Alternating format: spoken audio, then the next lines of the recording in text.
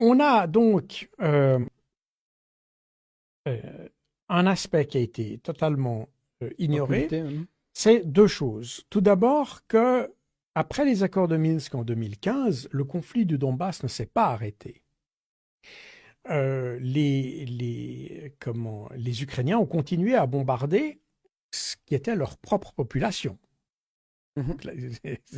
Parce que les républiques n'étaient pas séparatistes, elles étaient autonomistes, et même si elles étaient séparatistes, elles n'étaient pas séparées. C'était bien des entités en Ukraine, peuplées, selon les Ukrainiens, d'Ukrainiens. Donc les Ukrainiens tiraient sur les Ukrainiens pendant 8 ans. Et les chiffres qu'on a montrent que, grosso modo, 80% des pertes du conflit de Donbass, ces pertes étaient parmi les civils ukrainiens. On parle de 14 000 personnes. Alors on parle de 14 000 personnes, mais les 14 000, ça comprend les pertes militaires du Donbass, les pertes militaires ukrainiennes, et puis les pertes civiles ukrainiennes et du Donbass. Ok. Donc il y a quatre choses qui sont là-dedans. Mhm. Euh, Les proportions, tu les as à peu près? non, je ne sais pas. On peut compter grosso modo qu'il y a, il y a grosso modo 4 500 militaires ukrainiens qui sont morts, grosso modo. Il y a à peu près, maintenant je dis ça comme ça, mais vraiment c'est vraiment, je ne sais pas Ces qu'il n'y a chiffres, pas ils seraient compilés par qui, hein? Pour par aller les chercher l'OSCE. où? Parce qu'on pourrait aller sur Internet. L'OSCE. C'est l'OSCE Oui, qui a parce ces qu'il y a chiffres. une mission d'observation de l'OSCE qui a fait ça. Mais je crois qu'ils n'ont jamais fait vraiment de calcul complet parce que les calculs sont très défavorables à l'Ukraine. Parce que l'Ukraine a délibérément bombardé sa propre population Du coup, on verrait civile. que la majorité de ces 14 Voilà. 000, c'est des civils Du Donbass, russophones. russophone, exactement. Et donc, c'est un peu le problème. C'est pour ça qu'aujourd'hui, on reste sur 14 000 au total, puis on dit, voilà, c'est de la faute de la Russie. La Russie n'est pas Donc, intervenue c'est un au problème Donbass. de clarté quand on a un parti pris, quand même, de révéler ces chiffres, tu dis. Parce que c'est un problème pour l'OSCE, parce que l'OSCE, elle est censée être impliquée dans une partie de conflit? Ou Elle elle est, représente les elle est intérêts politiques? censée être neutre. Oui, c'est comme la Suisse, on en parlera tout à l'heure sur cette Voilà. Mais en neutralité réalité, je pense que personne ne l'est vraiment. Et depuis 2014, personne ne l'est vraiment. dans ce Mais conflit, en tout cas. Mais, ou dans de ce manière conflit en générale. particulier. Ouais. Mais effectivement, je crois que là, il y a... Et on a joué un petit peu sur les chiffres et on continue à jouer sur les chiffres. Mais quand on regarde, parce que les rapports existent, donc de nouveau, je n'invente rien, les chiffres sont là. Ils sont donnés d'ailleurs dans mon livre sur Poutine, maître du jeu, et ceux qui veulent les consulter. Voilà. Et comment ces chiffres existent, et on constate qu'effectivement, la population du Donbass a très largement souffert de l'action de l'Ukraine. Euh, donc, moi, j'ai beaucoup de doutes quant aux aspirations démocratiques et pacifiques de l'Ukraine. Mais bref. Euh, donc, ce conflit est un conflit qui existe. C'est la raison pour laquelle on a vu Vladimir Poutine qui s'est opposé à ce qu'on utilise le mot guerre et qu'il déclenche une guerre, etc. Parce que la guerre existait déjà avant, que les Mhm. accords de Minsk étaient précisément là pour stopper cette guerre et ils n'ont jamais été mis en œuvre par l'Ukraine. Parce que, en substance, les accords de Minsk c'est la mise en place d'un statut d'autonomie pour les républiques du Donbass. En gros, on pourrait résumer ça à ça. Donc ça veut dire des modifications constitutionnelles, ça signifie naturellement comment dire, un retrait de part et d'autre de la ligne de contact des forces en présence, etc. Ces retraits ont été faits partiellement, mais ce qui n'a jamais été fait, ça a été les modifications constitutionnelles, les consultations politiques, parce que les Ukrainiens n'ont jamais considéré les représentants des républiques du Donbass comme étant des interlocuteurs, Mhm. alors qu'ils sont mentionnés dans les accords de Minsk. Donc, si on veut bien, les accords de Minsk n'ont jamais été mis en œuvre. Alors, c'était ça pour empêcher la guerre. Et la guerre, elle a commencé enfin, elle a commencé avant, les accords de Minsk devaient l'arrêter, et puis la guerre est donc un processus qui continue depuis Il n'y avait 2014. pas des garants de ces accords de Il y avait Minsk? des garants. Du côté ukrainien, il y avait les Allemands et les Français. Et du côté des républiques du Donbass, c'était les Russes qui étaient les garants. Voilà. Et du coup, les Français, les Allemands Personne n'a rien voulu faire. Et et les Russes d'ailleurs, est-ce que les Russes, ils ont essayé de faire quelque chose? les Russes ont été, alors c'est eux qui ont réclamé à corps et à cri l'application de ces accords de Minsk.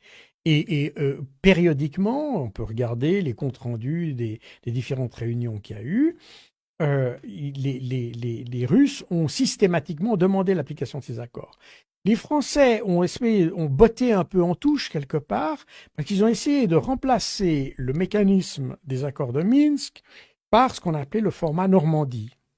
Le format Normandie, c'est un format qui est issu des réunions qui ont eu lieu à l'occasion des commémorations du débarquement en Normandie, donc les commémorations de 2014.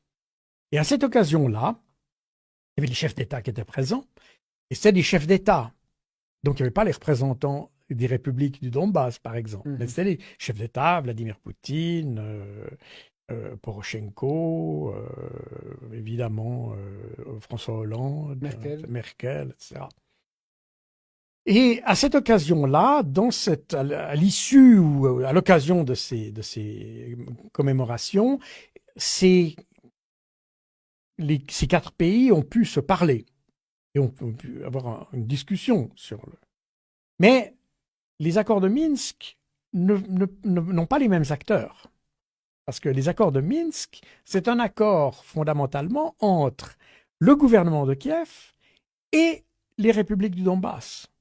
C'est eux qui étaient, enfin pas séparatistes, mais autonomistes. Et donc c'est entre eux que se trouvaient les accords. Les autres n'étaient que des garants. Mais les Français ont voulu déplacer le jeu au niveau du format Normandie. Le problème, c'est que dans le format Normandie, il y a certes les Russes, mais les Russes, c'est les Russes. Les républiques de Donbass étaient formellement, techniquement, juridiquement, politiquement au sein de l'Ukraine. Donc la Russie n'avait aucun droit, elle avait sans doute la capacité d'exercer une influence, c'est possible, mais elle n'avait aucun droit à négocier pour une entité qui se trouvait en Ukraine, sous juridiction ukrainienne, etc. Donc, remplacer les accords de Minsk ou le mécanisme de Minsk par le format Normandie résultait d'une incohérence intellectuelle déjà chez les Français. Mais ça plaisait aux Ukrainiens parce que les Ukrainiens ne voulaient pas admettre qu'il y ait des gens qui soient opposés à leur régime à l'intérieur de leur pays. Des interlocuteurs voilà. officiels. Tout à fait. Donc, c'est pour ça qu'on est dans un conflit qui, là, n'a pas trouvé de solution. Et la situation, à partir de l'année passée, s'est dégradée. Et pourquoi? Elle s'est dégradée parce que le président de l'Ukraine, donc Zelensky, a émis un décret qu'on peut peut-être voir. Alors, je partage le décret. Voilà. C'est le décret que Zelensky a émis en mars de l'année passée. Tac, voilà. Et là, tu le vois. Voilà. C'est le décret que Zelensky a promulgué l'année passée pour la reprise de la Crimée, pour la récupération de la Crimée en réalité, qui est, comme tu le sais, est devenue russe. On en a parlé tout à l'heure. Ce qui est intéressant, c'est que ici, bon là, sur cette partie-là, on ne parle que de la Crimée. Quand on lit le texte, on voit que c'est pratiquement la remise de la souveraineté ukrainienne sur tous les territoires qui sont pas sous sa souveraineté, pour différentes raisons. Et donc, depuis mars de l'année passée, on voit un renforcement des troupes ukrainiennes dans le sud du pays, dans la région du Donbass et la région qui jouxte la Crimée. Avec une intention donc militaire de reprendre. Avec l'intention de reprendre ce territoire. Politique du coup. Alors, une selon le intention décret. évidemment politique, évidemment. Euh, et je pense, enfin je ne pense pas, je me réfère à une interview qui a été donnée par Alexei Arestovitch. Arestovitch est le conseiller de Zelensky. Il a fait une interview en mars 2019, c'est-à-dire avant que Zelensky soit élu, euh, où il explique que il faut provoquer une guerre avec la Russie pour que l'Ukraine puisse avoir sa place dans l'OTAN. Hmm. Et alors, il dit là-dedans, il dit exactement que le conflit avec la Russie interviendra en 2021-2022. Donc, on sait qu'il y a un calcul délibéré de reprendre les territoires, de récupérer militairement par la force la souveraineté sur ces territoires, et que ça déclenchera un conflit avec la Russie, mais qui est le prix à payer pour pour entrer dans l'OTAN. Mhm. Alors ça, c'est une des preuves mais il y en a plusieurs là. Alors, je prends le Vas-y, déroulement du temps, hein. prends-le, parce qu'il Et y a alors, plusieurs éléments qui prouvent ça, cette guerre était prévue cette déjà guerre était d'avant. prévue, oui, parce Là, il y a un que texte de loi américain d'ailleurs. en février, donc comme on le sait, depuis l'année passée, on dit les Russes vont attaquer, puis Les Américains surtout qui tout à prévoient fait. même, ils donnaient des dates, même Alors des voilà, heures. j'y arrive, Vas-y. j'y arrive. On voit cette évolution, et en février cette année, le 16 février, Joe Biden dit, et tu peux peut-être montrer d'ailleurs le texte. Deuxième, hein, ce serait Voilà. celui-là. Voilà. Ok. Joe Biden dit, Poutine va attaquer l'Ukraine le 16 février. Et on donne même les heures. On dit à 1h du matin, certains disent à 3h. Bref, on est. Ouais, ça c'est non, c'est le 11 février 2022 que cet article Voilà, sort. tout à fait. Donc on dit c'est le 16. Mais pourquoi le 16? Pourquoi pas le 17? Pourquoi pas hein? C'est le 16. Et en fait, ce qui se passe, c'est que, et on le voit, alors tu peux montrer l'image suivante, le 16, ce qu'on observe, le 16 février, on observe les explosions. C'est-à-dire les observateurs de l'OSCE constatent que le nombre d'explosions qui sont en violation des accords de Minsk est multiplié par 10. Le 16 donc. Le 16. Ce jour annoncé. Le 16. Et donc, ça veut dire en clair que il était prévu de faire une escalade. de faire une escalade. Quelles sont les raisons de cette augmentation? Et tu parles d'explosions observées par l'OSCE, mais c'est qui envoie la bombe pour qu'elle explose? C'est les Ukrainiens. Donc c'est une augmentation du feu ukrainien. Du feu ukrainien. Tout à fait. Donc, quand on regarde les explosions, qu'on voit où elles sont arrivées, on constate qu'effectivement, Ok. c'est bien les Ukrainiens qui ont augmenté la préparation d'artillerie, en quelque sorte. Ok. Et c'est à ce moment-là que les Ukrainiens commencent à déplacer leur population civile et de la retirer des zones de contact pour aller la mettre en sécurité en Russie.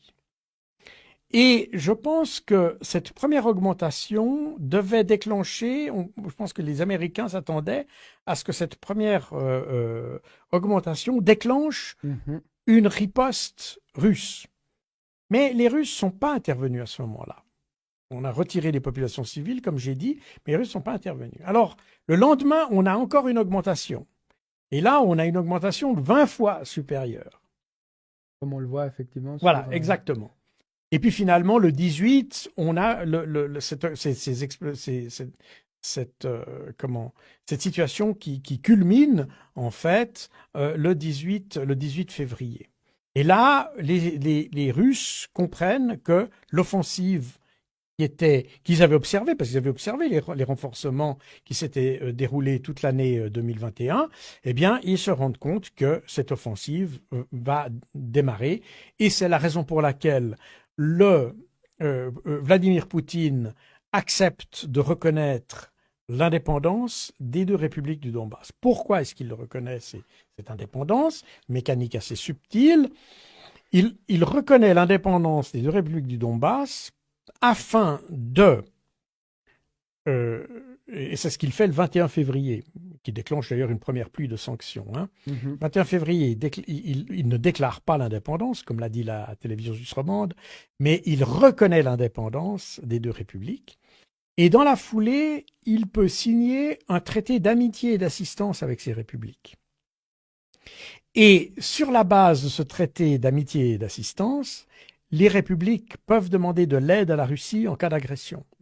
Et c'est ce qui s'est fait le 23 février. Et de cette manière, la Russie a pu intervenir en Ukraine en invoquant l'article 51 de la Charte des Nations Unies qui autorise l'aide ou l'entraide en cas d'agression militaire. Ok.